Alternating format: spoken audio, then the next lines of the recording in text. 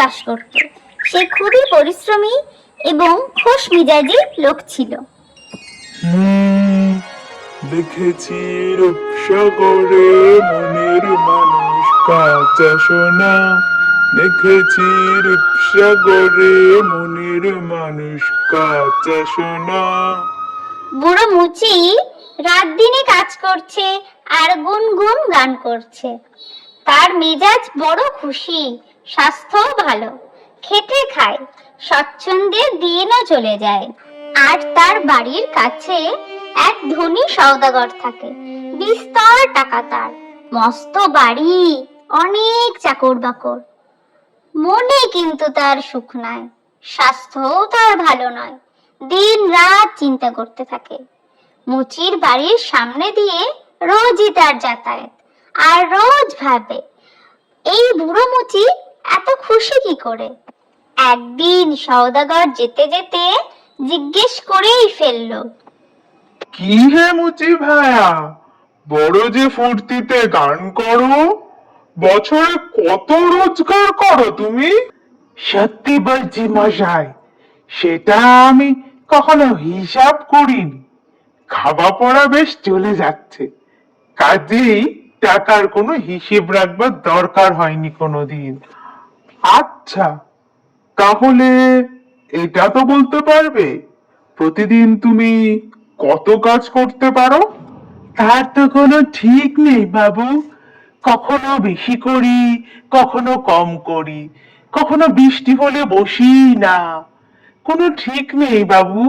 মুচির সরল কথাবার্তায় সওদাগর খুশি হয়ে তখন বলল, এই নাও হে মুচি ভাইয়া, তোমাকে কিছু টাকা দিলাম, এটা রেখে দাও, বিপদ আপদ অসুখ বিসুখের সময় কাজে লাগাবে।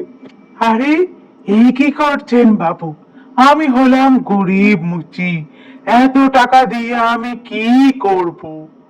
আমার লাগবে না বাবু এসব টাকা। সওদাগর জোর করাতে মুচি তখন টাকাটা নিতে বাধ্য হলো। সে টাকাটা একটা থলের ভিতর ভরে লুকিয়ে রেখে দিল।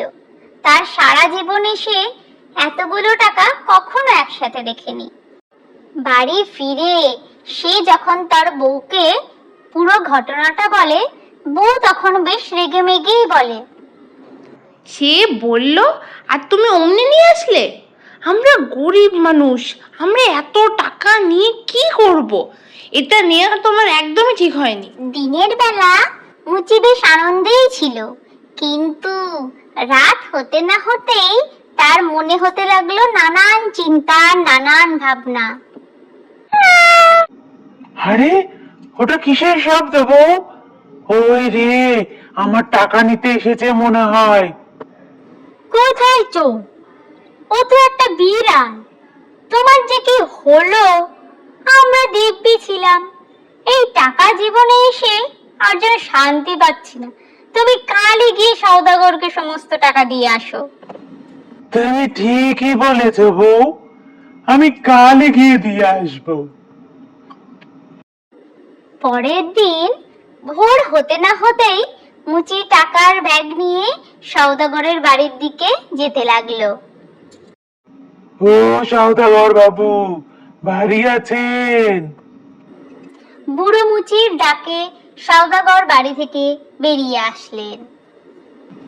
এই যে দেখছি মুচি ভাড়া, তা কি মনে করে এত সকালে? কি আর বলবো বাবু, আপনার দেওয়া টাকা নিয়ে একদিন দু চোখের পাতা এক করতে পারিনি। আপনার টাকা আপনি রাখেন, এর চেয়ে আমার গান আর ঘুম ঢের ভালো। আমি চললাম বাবু। এই বলে মুচি সেখান থেকে চলে গেল।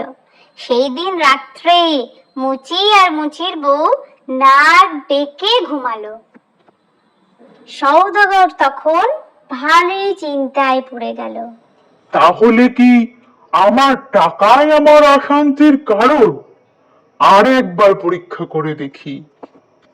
ইতিমধ্যে এক ঝাড়ুদার, যে রোজ সওদাগরের বাড়ি ঝাড়ু দেয়, তার সাথে দেখা হলো এবং সওদাগর তাকে বলতে লাগলো, এই নাও ভাই, এটা রাখো, আমি তোমার কাছে খুশি হয়ে এটা দিলাম।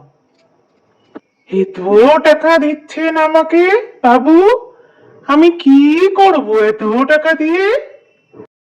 আরে রাখো রাখো, বিপদে আপদে কাজে লাগবে। এরপর সেই টাকা নিয়ে ঝাড়ুদার নিজের বাড়ি চলে গেল।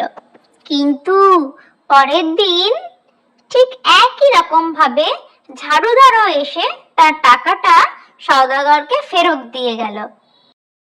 সওদাগর তখন বুঝলো তার টাকাই হচ্ছে তার অশান্তির মূল কারণ। এরপর সে ঠিক করলো তার সমস্ত টাকা সে অল্প অল্প করে গরিবদেরকে দান করতে থাকবে।